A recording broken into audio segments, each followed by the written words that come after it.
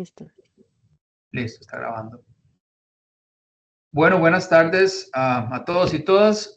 Hoy tenemos el cuarto seminario de la serie de hidrología isotópica para América Latina y el Caribe. Y hoy me toca el placer de presentar a la doctora Lina Pérez Ángel. A Lina la conocí en una conferencia en Chicago el verano pasado, con una presentación muy interesante sobre paleoclima.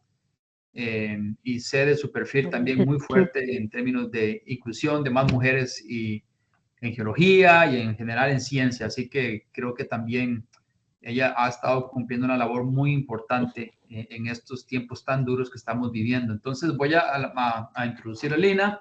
Hizo su posgrado en geociencias en la Universidad de los Andes en Bogotá, en Colombia, y luego realizó un doctorado en ciencias geológicas en la Universidad de Colorado en Boulder, donde se especializó en geoquímica orgánica y en paleoclima. Ahora se encuentra haciendo un doctorado en la Universidad de Brown. Creo que la introducción es bastante modesta, pero acaba de ganar también un nuevo, el año pasado ganó un concurso de un proyecto en NSF, lo cual es excelente y habla muy bien de su trayectoria científica. Además de hacer ciencia, Lina es cofundadora del Geo Latinas Chat, una plataforma de divulgación científica en inglés y en español donde se especializan en difundir el tema de ciencias de la Tierra, atmosféricas y planetarias. Y Lina es también miembro y líder de Geolatinas, que es una organización global dedicada a empoderar las latinas en las geociencias. Creo que así llegué a su contacto porque comencé a ver publicaciones sobre ese grupo y lo he estado siguiendo para ver de qué trata esa organización. Así que si nos puedes contar de eso luego en algún momento, sería también genial. Así que sin más preámbulo, te cedo el espacio. Muchas gracias por ayudarnos con esta iniciativa. No, muchas gracias por la invitación, Ricardo. De verdad que ha sido un placer conocerte y conocerlos a todos. Gracias por tenerme acá. Y sí, al final puedo hablar un poquito de Geolatinos, que es un gran grupo que ojalá todos se puedan unir. No tienen que ser ni mujeres ni latinos para unirse y es un gran grupo de apoyo. Entonces, hoy, primero, perdón, estoy un poco enferma, entonces quizás me escucharán tosiendo un poco. Pero hoy hablaré de explorando el ciclo hidrológico hace 3.5 millones de años en el norte de Sudamérica, más específicamente como en la parte de Colombia y Panamá. Em, Solo para que sepan, las diapositivas van a estar en inglés, pero yo a la charla en español. Entonces, pues sí, a ver si me... Oye. A ver, acá ya pasa, listo. Entonces, como científicos y muchas personas queremos saber cómo las regiones van a cambiar con diferentes escenarios de proyecciones del cambio climático. Y esta figura que les estoy mostrando acá es la cantidad de CO2 en la atmósfera en partes por millón, y este es el años en calendario de hoy. Y estas diferentes líneas son proyecciones de los futuros escenarios de la IPCC, que es este panel intergubernamental del cambio climático, en cómo pueden cambiar el futuro, teniendo en cuenta que, digamos, este acá sea como esta es la revolución industrial y cómo cómo va a cambiar el planeta con más CO2. Entonces, una de las formas como, digamos, como geocientífica o como científicos que podemos evaluar cómo cada región puede cambiar con estos diferentes escenarios es mirando al pasado. Y este primer panel que acabo de poner acá, esto es ahora acá los años son en cientos de miles de años, y esto es como el CO2 ha cambiado en los últimos 800.000 años. Este registro es uno de los mejores que tenemos porque viene más que todo de datos de ice cores, de estos testigos de hielo que tienen esta especialidad de tener como las burbujas en el hielo quedan atrapadas con la atmósfera del pasado, y de ahí se puede medir directamente el CO2.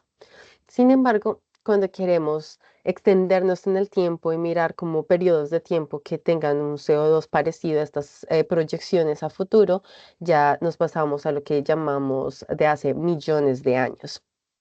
Entonces, millones de años, esta parte de acá que les muestro va como de 5 más o menos hasta como 70 millones de años, y ya usando otras herramientas, científicos han podido reconstruir el CO2 en la atmósfera. Y si se dan cuenta, digamos, hay picos bastante altos que se asemejan mucho a lo que vemos en como el peor escenario proyectado, pero también una de las cosas que podemos ver acá, que es una de las el periodo de tiempo que yo estudio, es antes de que hubieran glaciaciones, ¿cierto? Antes de que, digamos que en la Tierra teníamos, se han escuchado de la última era de hielo, estas glaciaciones han sido constantes por los últimos 2,6 millones de años, pero antes de tener glaciaciones tan fuertes teníamos este periodo de acá que se llama el Plioceno. Entonces, el Plioceno, hoy les voy a hablar un poco de él, y como de la transición hasta esas eras de hielo, es un periodo súper importante, es un periodo análogo porque tiene las CO2, las concentraciones de CO2 son similares a las de hoy en día, son mayores que las preindustriales, como alrededor de 400 partes por millón. Pero algo muy importante es que es la última época donde la temperatura global era más alta de lo que hay hoy, alrededor de 2,5 a 4 grados centígrados. Entonces, es un periodo de tiempo muy importante para poder estudiar, digamos que también en términos de configuración de continentes, corrientes oceánicas y esta diferente vegetación, es muy parecido a lo que tenemos hoy. Entonces, una de las preguntas, digamos, como que mi enfoque principal en mi investigación es cómo los ambientes terrestres, como de continentes, van a responder al cambio climático. Y con esto, digamos que la forma que yo hago la ciencia va en tres fases. La primera es cómo podemos mejorar estos proxies geoquímicos o las herramientas geoquímicas que tenemos para reconstruir el clima de una manera más precisa en estos ambientes terrestres. La siguiente es cómo ha cambiado el clima durante periodos de tiempo que son fundamentales, como este Plioceno-Pleistoceno, que es que el Plioceno caliente, a cuando empezaron las eras de hielo.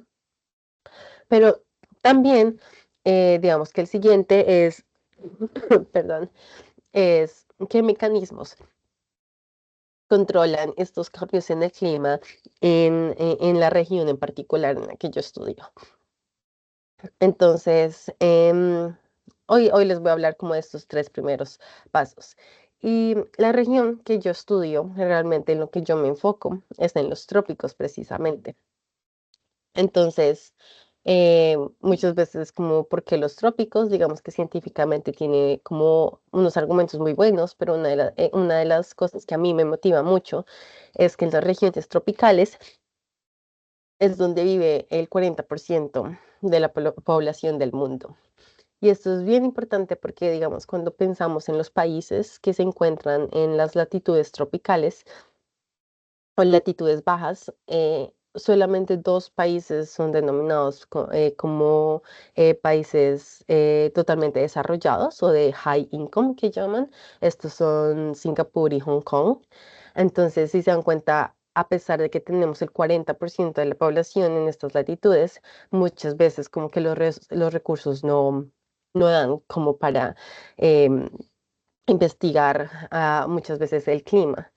Entonces, aún más, digamos que cuando vemos proyecciones o estos modelos de cómo va a cambiar el clima en el futuro, los trópicos, como muchas regiones, pero particularmente los trópicos y en continente, tienen lo que llamamos un Low Model Agreement, quiere decir como que varios modelos no tienen el mismo resultado. Y esas son estas líneas y en estas líneas diagonales que tenemos aquí son muestran cómo diferentes modelos no tienen este mismo resultado. Entonces, digamos que hoy, como les quiero contar un poco sobre em, el Plioceno en el norte de Sudamérica, esto es particularmente en esta esquina de acá, donde hay una posibilidad de reconstruir el ciclo hidrológico acá. Entonces, esto ocurre particularmente en la sabana de Bogotá. Esto es aquí en Colombia, es el noroeste de Sudamérica, en la cordillera oriental de Colombia, tenemos la capital, que es Bogotá, y esto queda en una sabana, entonces en elevaciones altas donde hay bastantes afloramientos sedimentarios o como rocas sedimentarias que van desde el Mioceno al Plioceno al Pleistoceno, o sea, que ocurren desde hace 10 millones de años, pero tienen esos 5 millones de años, 2 millones de años, 1 millón de años que nos permiten investigar el clima del pasado. Entonces, em, aquí pues la pregunta es como qué procesos controlan este cambio durante el Plioceno Pleistoceno. Y el proxy o la herramienta que les voy a hablar hoy primero es sobre las eras de las plantas y cómo podemos usar isótopos estables para reconstruir la hidrología. Entonces, este es un primer trabajo, como haciendo más trabajo como en esa parte de calibración de las herramientas, usando datos modernos. Entonces, las ceras de las plantas son, esas son como cuando ustedes ven una hoja, digamos, tiene como esa partecita brillante, como lo que muestro acá. Esos son lípidos. Y estos lípidos están compuestos de diferentes moléculas. Y una de esas moléculas, digamos, con la que yo más trabajo, es este enalcano. Un enalcano es una cadena de hidrocarburos. Cada una de estas uniones que ven como ese zigzag es un carbón unido a un carbón. Y lo que tiene adentro es que este carbón que está unido a un carbón también tiene hidrógenos. Entonces, digamos que hoy en día nosotros podemos usar herramientas como em, espectrómetros de masas y como en separación de lípidos que nos permite analizar tanto el isótopo de carbón como el isótopo de hidrógeno en estas eras de las plantas. Y varios trabajos desde hace como ya 20 años es que han empezado, se han dado cuenta que cuando uno le mide el hidrógeno a estas cadenas de carbones, entonces, por ejemplo, un árbol de un bosque por lo general va a tener más cadenas de 29 y 31 carbones. Cuando se le miden estos hidrógenos, por ejemplo, a esas cadenas específicas, ese hidrógeno corresponde a la señal isotópica de la precipitación. Y lo que mucha gente ha visto es que a pesar de que tenemos otros, digamos, como procesos que pueden afectar esta señal isotópica, como lo es, sí, como evapotranspiración o tipos de algunas plantas y eso que lo pueden cambiar un poco, por lo general, o pues depende del lugar, va a reflejar esa señal isotópica de la precipitación. Entonces, uno de los primeros objetivos en, digamos, calibrando esta herramienta era que yo quería ver, era cómo esta herramienta funcionaba en donde están mis registros sedimentarios, o sea, en la cordillera oriental de Colombia. Y esto es porque los isótopos, como viene la precipitación y estamos en una zona montañosa, digamos que pueden tener diferentes factores que lo influencian, tanto como la elevación, como la cantidad de precipitación y estos diferentes factores. Entonces, en este trabajo, nosotros instalamos un total de 16 estaciones a cada flanco de la cordillera oriental. Y acá donde señalo, acá el Funza 2, este es donde está ubicado nuestro registro, el que vamos a hablar más adelante, pero quiero que se den cuenta que, digamos, que estas estaciones fueron instaladas como de acuerdo para realmente conocer la zona en donde están mis rocas sedimentarias. Y lo que hicimos fue colectar suelos, como suelos superficiales, y luego también instalamos estos colectores de agua muy sencillos, donde podemos colectar agua una vez al mes por un año. Entonces, lo que primero intentamos hacer fue como la correlación con elevación, ¿cierto? Entonces, en el flanco oriental, digamos en esta parte de acá, tenemos acá en el eje X está la elevación, va de cero o como de los más somero a 3000 metros. Y si se dan cuenta, estos son los resultados de los isótopos de lluvia únicamente. Este es el hidrógeno y este es el oxígeno, tienen una correlación súper buena con elevación, la correlación es muy buena, pero ya cuando nos pasamos al lado como oriental o al flanco oriental, la historia no es la misma. Vemos que al pasarse como del punto más alto de la cordillera hacia acá, ya no existe como esa correlación con elevación y digamos que se vuelve un poco más compleja la señal isotópica en cuanto a elevación. Pero una de las cosas, o sea, digamos, como este fue como el primer panorama, ¿cierto? Pero una de las cosas que era más importante para mí poder analizar es que a pesar, digamos, que no hay una correlación con elevación en este caso, si los isótopos de hidrógeno en las eras de las plantas correspondían a lo que la precipitación les estaba diciendo. Es decir, que este hidrógeno que se incorpora en las eras de las plantas realmente es ese hidrógeno que viene de la lluvia y que no es de otros factores o de otras fuentes de agua de las plantas.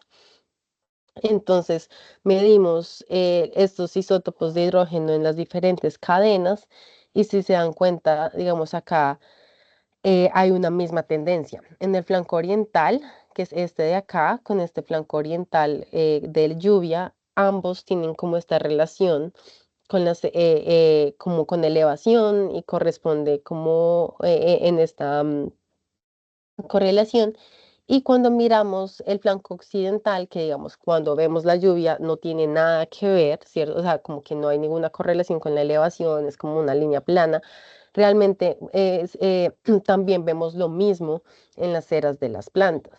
Y este como un primer trabajo de la zona, por decirlo así, fue muy útil como para darnos confianza de que estas eras de las plantas realmente están incorporando cual sea que sea la señal de la lluvia, es lo que realmente están incorporando estas cadenas. Entonces, digamos que el siguiente paso a explorar fue que cogimos como a largo plazo, si podíamos usar estas eras de planta para poder hacer interpretaciones de húmedo y seco. Entonces, para esto cogimos la estación de GNIP de Bogotá. En esta estación, digamos que no cogimos todos los datos y uno de los problemas de estas estaciones es que tienden a ser un poco más em, em, sesgados hacia las temporadas de lluvia, o es cierto, de altas lluvias, porque van a haber más datos.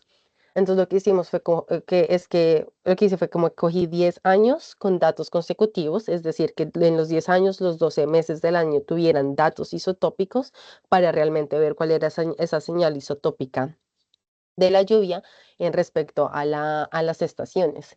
Entonces, en Bogotá, digamos que la fortuna es que ahí es precisamente donde queda nuestro registro geológico sedimentario. Y lo que podemos ver es que Bogotá está caracterizado por dos estaciones o como por una estacionalidad bimodal en términos de precipitación, que tiene dos estaciones secas y dos estaciones de lluvia. Y los isótopos, digamos que si ven como que realmente alcanzan, ellos siguen como esta estacionalidad, es decir, que esta idea que tenemos de que en los trópicos como el factor más importante va a ser la cantidad de precipitación, vemos que sí aplica a esta cuenca. Entonces la manera en que yo voy a empezar a interpretar mis datos es que cuando tenga datos que son, digamos, como más positivos en cuanto a isótopos, va a ser más seco y los que son más negativos los voy a interpretar como más húmedo. Entonces, digamos que este fue como el panorama que nos sirvió para poder em, como continuar con las interpretaciones de los datos del paleoclima. Entonces, bueno, aquí digamos que ya podemos como refinar y calibrar este proxy en cuanto a entender mejor cómo funciona.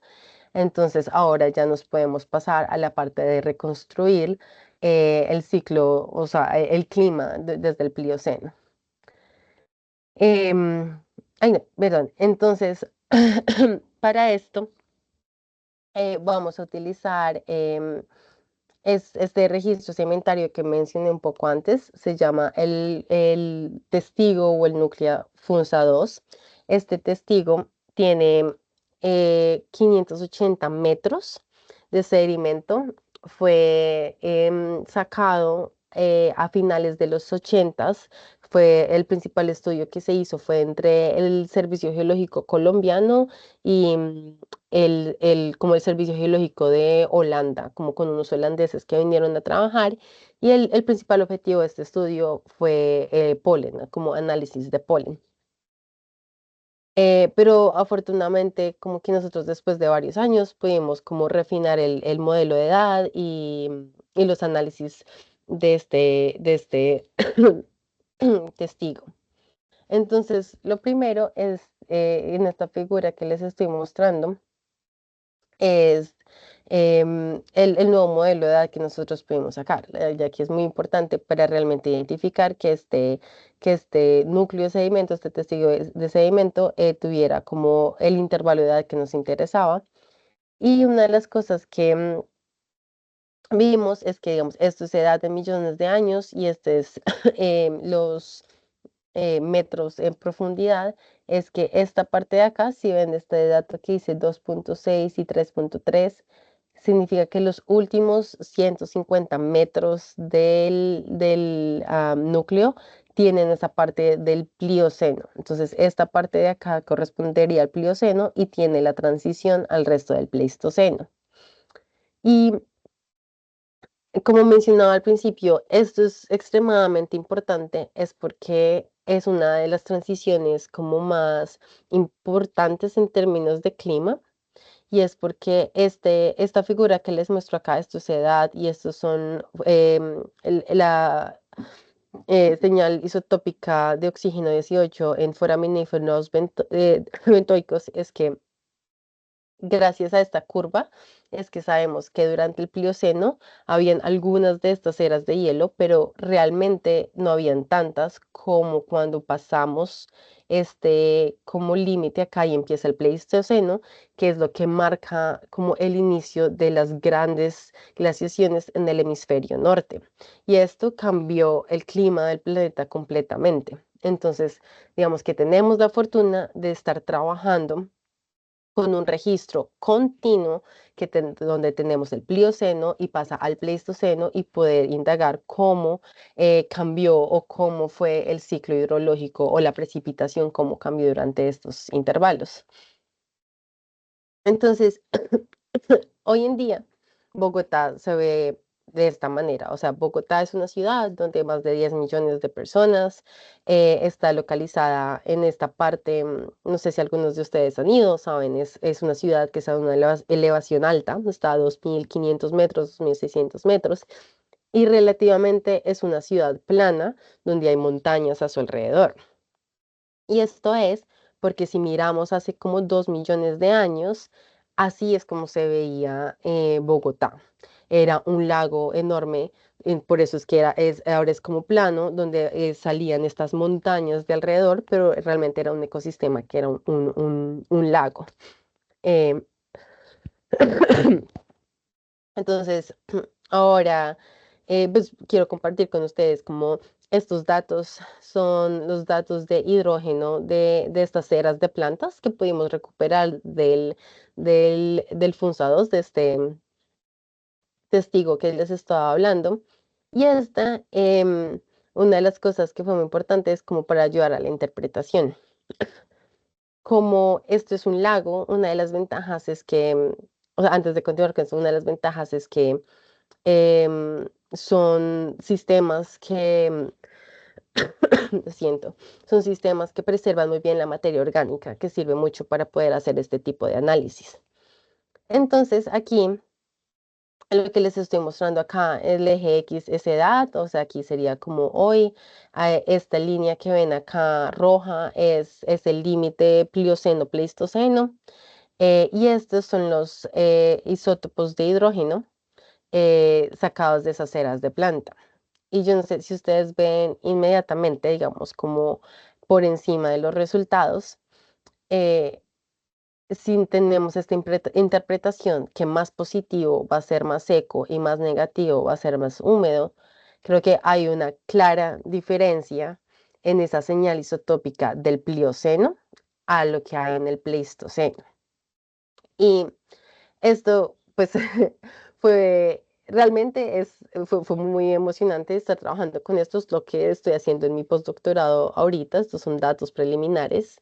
Es que la señal isotópica en paleoclima a veces es demasiado ruidosa. Y si ven como que tiene como por diferentes factores, como que tiene a este ruido de que sube y baja, pero ver como esta transición clara de tener un plioceno donde realmente alcanzamos estos niveles más positivos y luego de una bajamos y tenemos estos valores que se mantienen constantes más negativos, es lo que de las cosas más emocionantes de hacer ciencia acabo pues de reconstruir esta precipitación. Entonces, aquí, digamos, como que lo que empezamos a indagar fue como, bueno, ¿y qué está pasando acá, cierto? O sea, como que en qué contexto de paleoclima lo estamos viendo. Y acá algo que sucede es que durante digamos, al final de mi doctorado y los últimos años trabajando ahí, yo trabajé en esta parte de la reconstrucción de la temperatura de ese núcleo.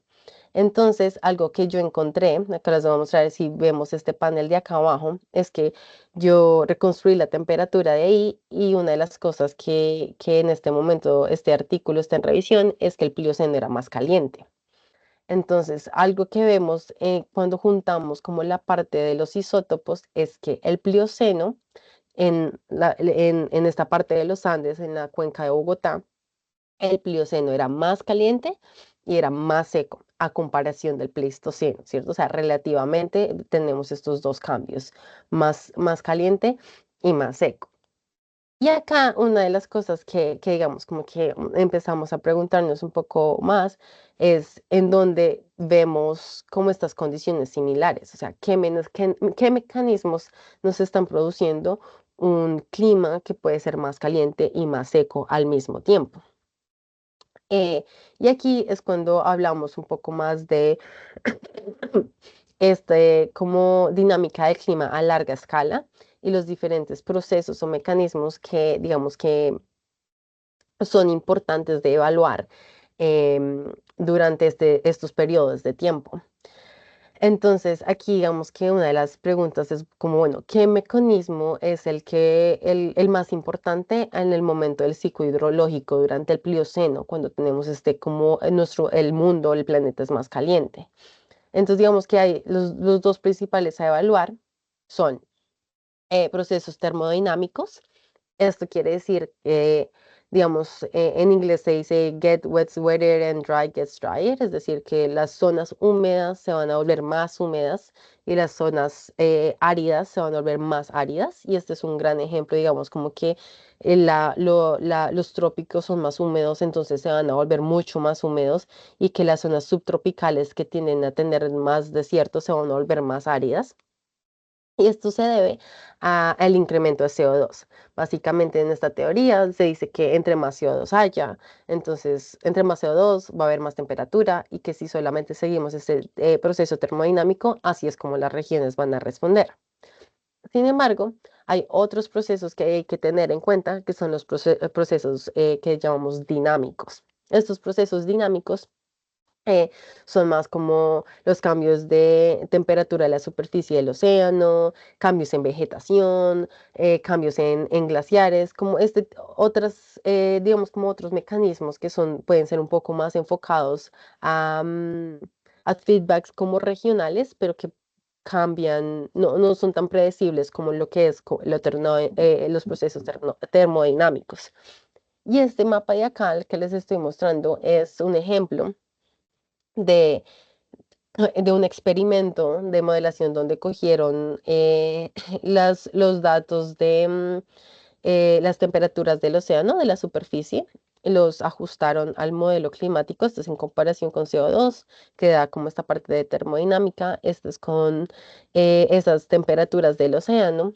Y una de las cosas que se dan cuenta es que la respuesta no es la misma, ¿cierto? Entonces empezamos a tener, digamos, acá, si vemos Estados Unidos como aparte de México y California, la margen de California, acá es totalmente seca, pero acá muestra que es más húmeda y hay como diferentes cambios de ahí. Y esto de acá es importante es porque hay una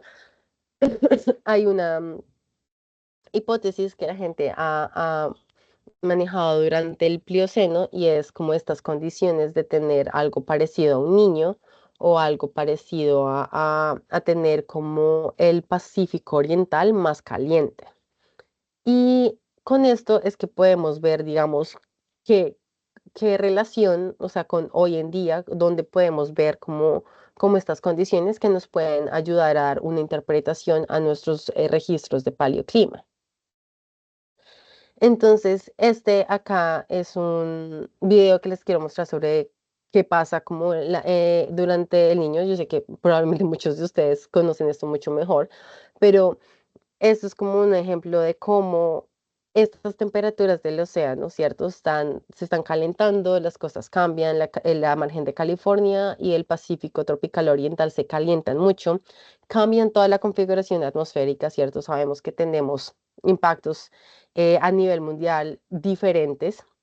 Y una de las cosas que yo acá he intentado como cuantificar o observar es qué impacto fenómenos del niño hoy en día, o sea, qué impacto tienen como en esta región del noroeste de Sudamérica, ¿cierto? Como en esa parte de Colombia, Panamá y esta región. Y es que las temperaturas incrementan, hay más sequías, más incendios.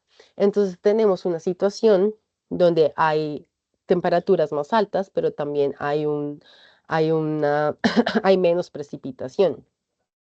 Y esto es súper importante porque digamos que cuando tenemos estos fenómenos del niño, digamos, hace como un año, 1 o 2 años ya van, en el 2024 hubo un niño súper fuerte donde, no sé si alguno de ustedes saben, pero hubo cortes en el racionamiento de agua en la cuenca de Bogotá, en otras ciudades de Colombia, porque eh, uno como el agua como servicio, pero dos, digamos, Colombia es un país que el 70% de la energía se produce a partir de plantas hidroeléctricas. Entonces depende del agua para producir energía.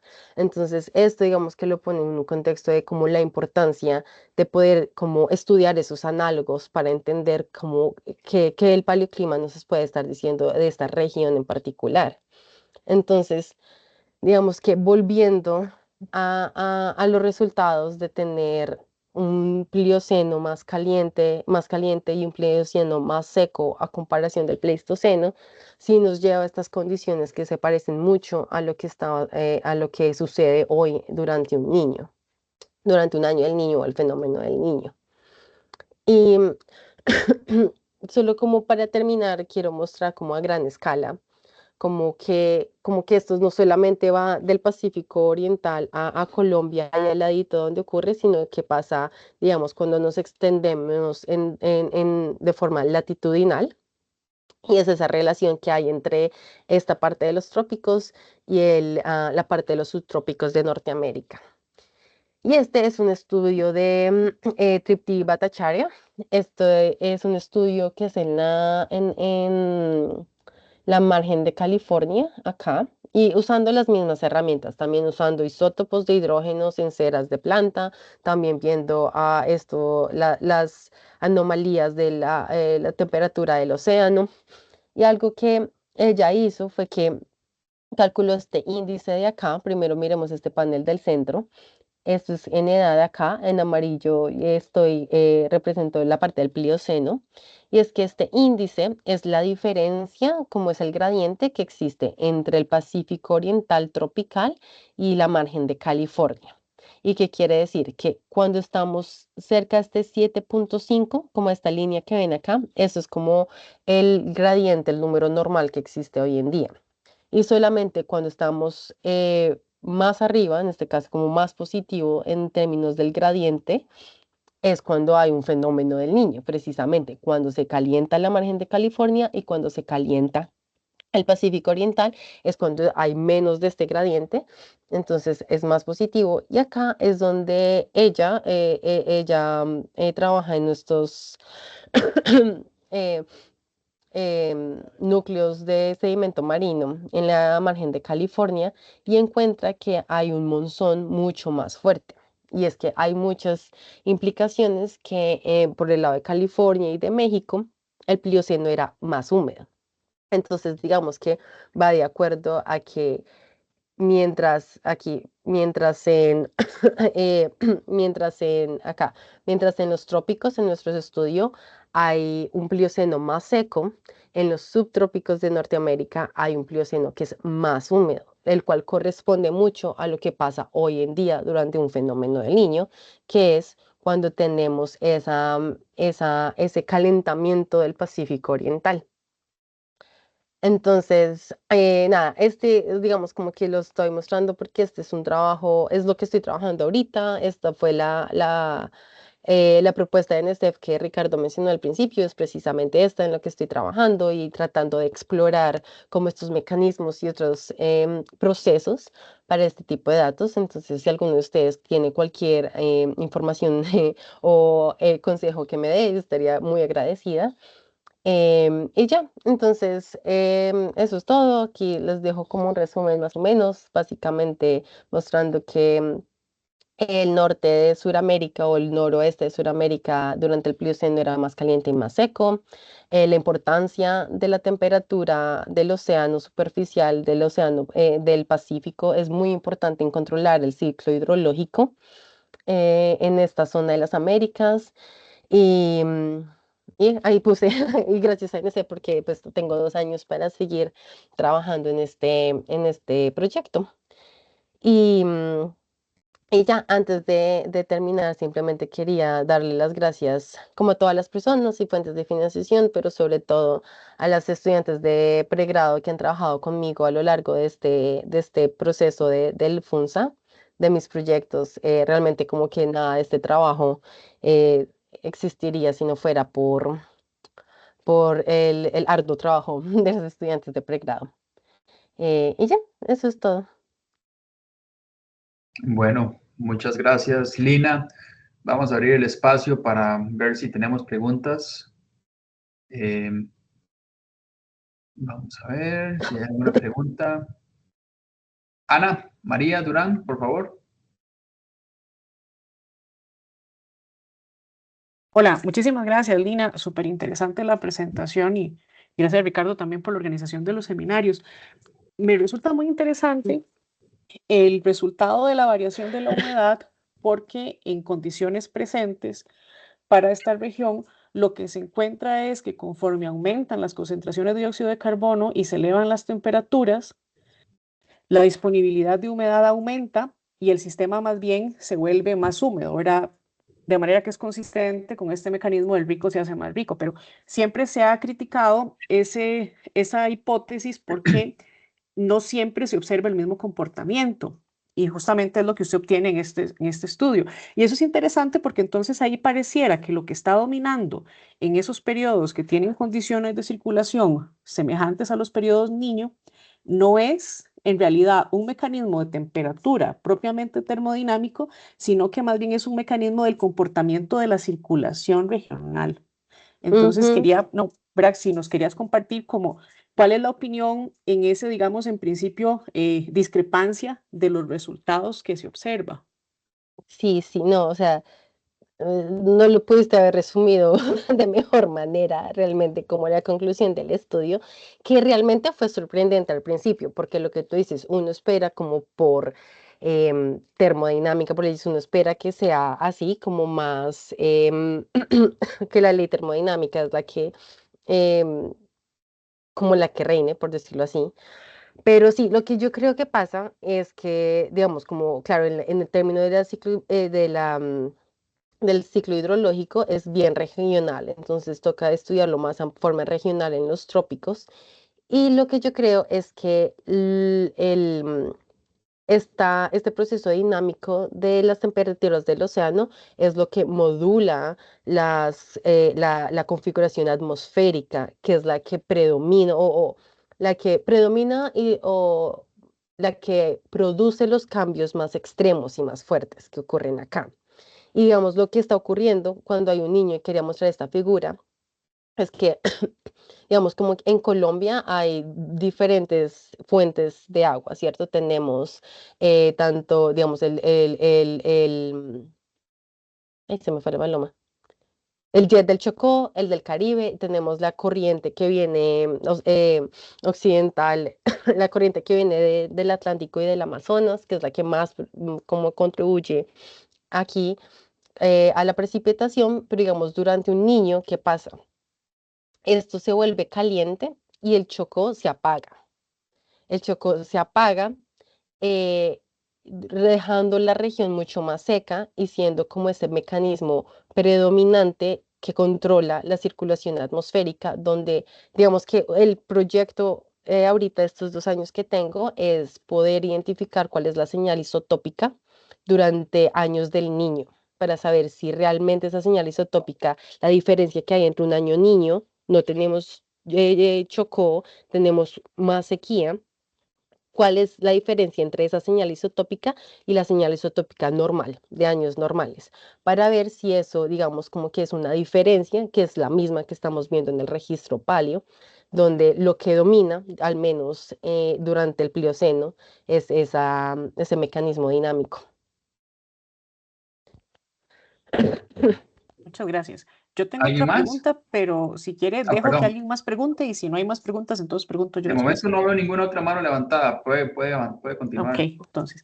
Y la otra pregunta que tengo es, digamos, en el mapa que enseñabas con la distribución de los puntos del proyecto de NSF, están, no, prácticamente todos los puntos están en el Pacífico. Y la pregunta que yo tengo es si has considerado tomar puntos disponibles de sedimentos del Caribe donde se pueda determinar el estado de la temperatura superficial del mar y calcular un proxy de los gradientes entre el Pacífico y el Caribe, porque es, digamos, el gradiente entre las dos cuencas te da muy bien la información de cuál es el posicionamiento del jet de Caribe, ¿verdad? Si está tirado para arriba o si Sí, está tirado para abajo. acá, como de acá, ¿cierto? Sí, Sí. em, no, pues, ¿dónde? Espérate, se me perdió, ¿dónde estás? Acá. ¡Ay! ¿Me escuchan? sí. Escuchamos, sí, te escuchamos. Creo que se fue. Vamos a esperar. Creo que le dio leave de manera errónea.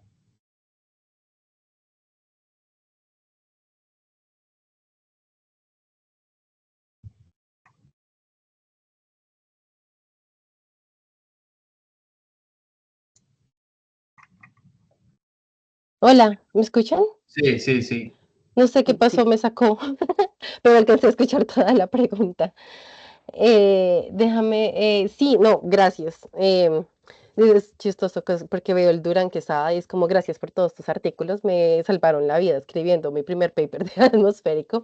Pero sí, ese es uno, muchas gracias por el consejo, esa es una de las cosas como que yo he buscado de cómo más, espérate, sí comparto pantalla, porque teniendo en cuenta que, acá. Ahí la ven, no está en presentación, pero creo que ya no Sí, importa. está Si bien. ven Listo, porque una de las cosas es que teniendo en cuenta estos como 3 factores tan importantes, ¿cierto? El del Caribe, el del Chocó y el que viene del Amazonas Atlántico, em, que eh, como qué es el que domina más, cuál es como el cambio más importante para producir ese cambio abrupto, o pues porque realmente es un cambio abrupto que vemos acá. Entonces, nada, solo con eso decir gracias por el consejo, porque creo que sería una muy buena idea como no solamente hacer este que se hace como a lo largo del Pacífico, sino particularmente en Colombia, en esa parte, también como qué tan importantes son esos cambios con el jet del Caribe en la cuenca de Bogotá para eso. Ok, ¿alguna otra pregunta? Yo eso era todo. Muchísimas gracias, Lina. Súper interesante el trabajo. Sí, gracias, muchas gracias. Creo que no hay ninguna otra pregunta, pero yo sí tengo algunas preguntas. Es realmente muy interesante el trabajo que nos presentó hoy Lina. Eh, yo, más que pregunta, lo que quiero es resaltar muchas cosas que yo veo en su presentación, que nosotros hemos visto en muchísimos datos desde el centro de México hasta el norte de Sudamérica. Entonces, Ok. el fenómeno orográfico de pendientes muy bien marcadas de destilación en la parte de la dirección prevaleciente de los vientos. Te iba a preguntar si sabías las pendientes, porque creo que es algo que hemos visto muy frecuentemente. Desde México, Yucatán, todo Centroamérica y el norte de Sudamérica, vas a encontrar exactamente el mismo escenario. Las relaciones isotópicas con elevación son muy fuertes, y en el oriente y en el occidente esas relaciones algunas veces inclusive desaparecen, o realmente la Eh, variabilidad se puede explicar en un 80% con elevación de un lado, y del otro lado ni siquiera llegas al 20% de la explicación. Creo que es un material que daría muchísimo para hacer una compilación de todos esos gradientes en la región, que tienen una gran implicación con paleoclima, tienen una gran implicación con paleoaltimetría y la reconstrucción sí, inclusive de la exhumación de las cordilleras. Que es un trabajo que se ha estado haciendo en el occidente de México, tratando de relacionar la información isotópica de las eras con la exhumación de, por ejemplo, la Sierra Madre Occidental. Y es algo que es repetitivo. Lo que yo creo que es muy interesante sería evaluar la diferencia en esas pendientes, porque en algunos lados puede ir hasta 2.5 partes por mil por kilómetro, en algunas zonas es menor, obviamente que eso tiene que ver con la cordillera y tal, y el fenómeno del otro lado también es sumamente interesante.